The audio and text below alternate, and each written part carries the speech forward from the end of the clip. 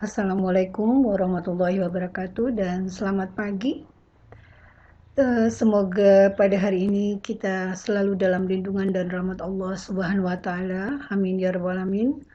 Dan semua, hari ini kita akan melanjutkan perkuliahan kita data mining dengan materi fungsi mayor clustering.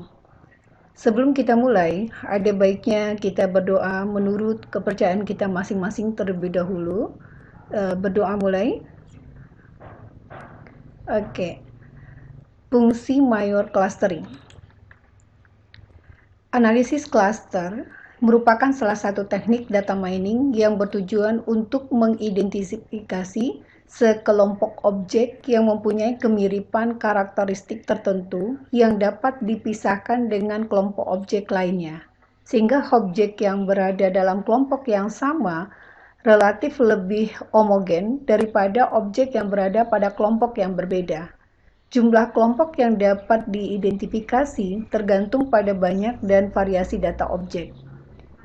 Tujuan dari pengelompokan sekumpulan data objek ke dalam beberapa kelompok yang mempunyai karakteristik tertentu dan dapat dibedakan satu sama lainnya adalah untuk analisis dan interpretasi lebih lanjut sesuai dengan tujuan penelitian yang dilakukan. Model yang diambil diasumsikan bahwa data dapat digunakan adalah data yang berupa interval, frekuensi, dan biner. Sedata objek harus mempunyai peubah dengan tipe yang sejenis tidak campur antara tipe yang satu dengan lainnya. Analisis cluster dapat diterapkan pada bidang apa saja. Namun, pemakaian teknik ini lebih familiar pada bidang pemasaran karena memang salah satu kegiatan yang dilakukan dalam pemasaran adalah pengelompokan yang disebut segmentasi pasar. Tujuan analisis cluster di dalam pemasaran adalah sebagai berikut. 1. Membuat segmen pasar atau segmenting the market. Pelanggan atau pembeli sering diklasterkan berdasarkan manfaat atau keuntungan yang diperoleh dari pembelian barang. Setiap klaster akan terdiri dari pelanggan atau pembeli yang relatif homogen atau sama dinyatakan dalam manfaat yang dicari. 2. Memahami perilaku pembeli. Analisis klaster digunakan untuk mengenali, mengidentifikasi kelompok pembeli yang homogen atau relatif homogen. Kemudian, perilaku untuk dalam setiap kelompok perlu dikaji secara terpisah. Responden atau pembeli dikelompokkan didasarkan pada self-reported importance yang terkait pada setiap faktor pilihan yang digunakan untuk memilih toko atau mall di mana para pembeli membeli barang yang dibutuhkan. Yang ketiga, mengenali peluang produk baru.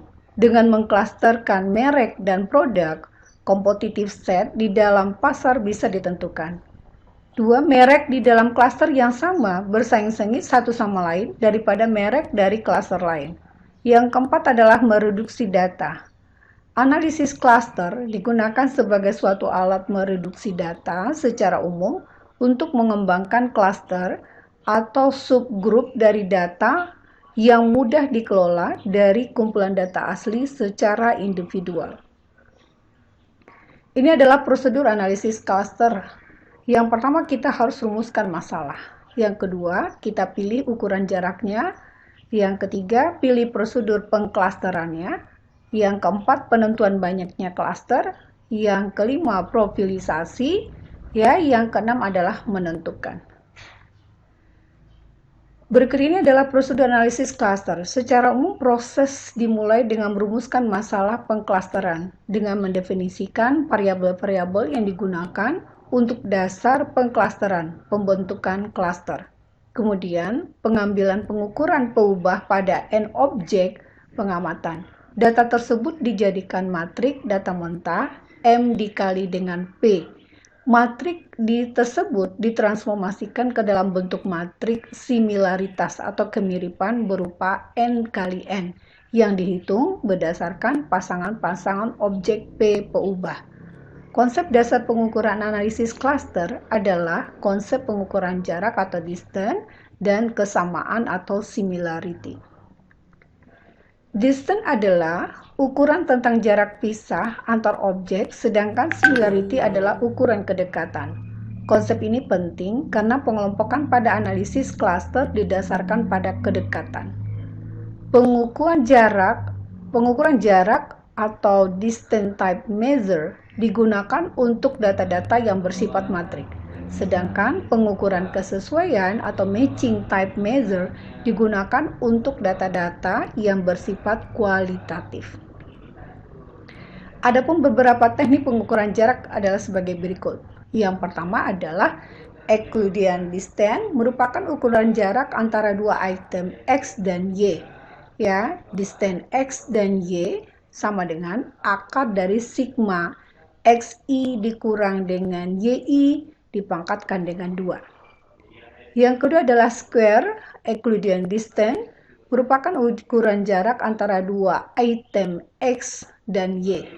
Ya, distance X, Y sama dengan sigma dari XI dikurang YI dipangkatkan dengan 2. Yang ketiga adalah Pearson correlation, korelasi antara vektor nilai. Ya, S dari X, Y sama dengan sigma ZXI dikali dengan ZYI dibagi dengan N dikurang 1. Di mana ZXI adalah nilai X yang telah distandarkan untuk item ke I dan N adalah jumlah itemnya. Yang keempat adalah Chebyshev, ya, di mana distance X, Y sama dengan maksimum I dari panjang dari XI, YI. Selanjutnya Bloch, ya, selanjutnya Minkowski, ya, chi-square, p-square, dan Hamming.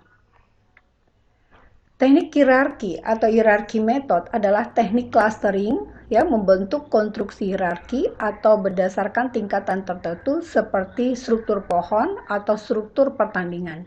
Dengan demikian, proses pengelompokannya dilakukan secara bertingkat atau bertahap. Hasil dari pengelompokan ini dapat disajikan dalam bentuk dendrogram. Metode-metode yang digunakan dalam teknik hierarki adalah agglomerative method dan divisif method. Agglomerative method atau analisis dan pemecahan masalah. Metode ini dimulai dengan kenyataan bahwa setiap objek membentuk klasternya masing-masing. Kemudian, dua objek dengan jarak terdekat bergabung. Selanjutnya, objek ketiga akan bergabung dengan klaster yang ada atau bersama objek lain dan membentuk klaster baru. Hal ini tetap memperhitungkan jarak kedekatan antar objek. Proses akan berlanjut hingga akhir terbentuknya satu klaster yang terdiri dari keseluruhan objek. Jenis-jenis hierarki agglomerative cluster yang pertama adalah single linked.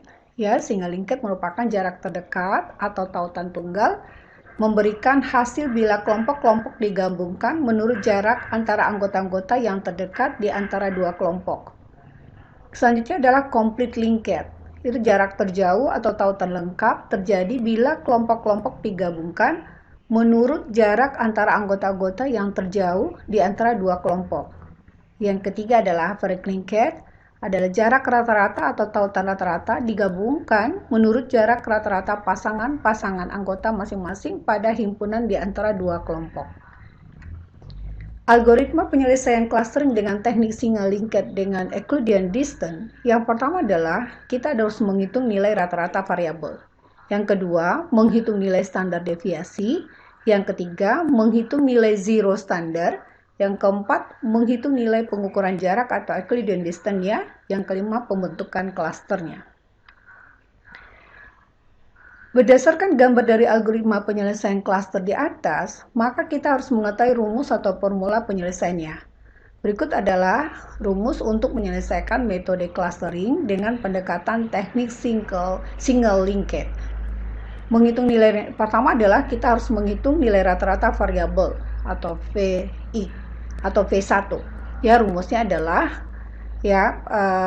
rata-rata dari X sama dengan sigma I dari sigma I sama dengan 1 sampai dengan ke N dari XI dibagi dengan N. ya, nilai rata-rata variabelnya. Selanjutnya XI adalah nilai variabelnya, sedangkan N adalah jumlah atau kuantitas dari objek. Yang kedua adalah setelah kita menghitung yang nilai rata-rata variabel, kedua adalah kita menghitung nilai standar deviasinya.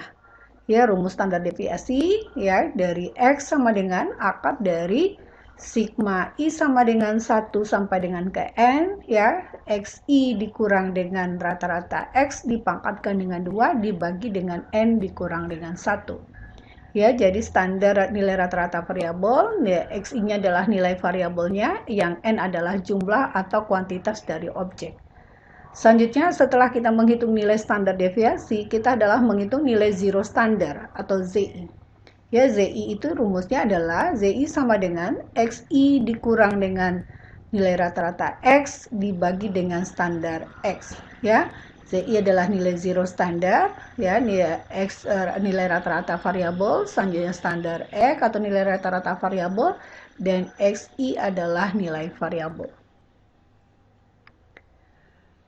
Teknik single linked ini akan kita berikan contohnya pada pertemuan kita berikutnya. Sekarang ya silakan pahami dulu ya apa itu teknik dari clustering ini. Pada ini akan diberikan contoh penyelesaian ya pada berikutnya. Nanti kita akan membahas tentang bagaimana teknik single linked ini ya bisa menyelesaikan sebuah kasus ya atau bisa menyelesaikan sebuah masalah. Oke, rasa Bulusi cukup. Penjelasan Bulusi untuk ini hanya sebagai pemanasan ya. Mohon maaf dari salah dan kilaf. Terima kasih atas perhatian dan kerjasamanya. Ya, assalamualaikum warahmatullahi wabarakatuh dan selamat pagi. Mohon maaf lahir batin. Minal aizin wal faizin. Ya, selamat hari raya Idul Fitri. Semoga pada hari ini ya pada hari Idul Fitri nanti semuanya kita kembali dalam keadaan bersih dan suci. Terima kasih. Assalamualaikum warahmatullahi wabarakatuh.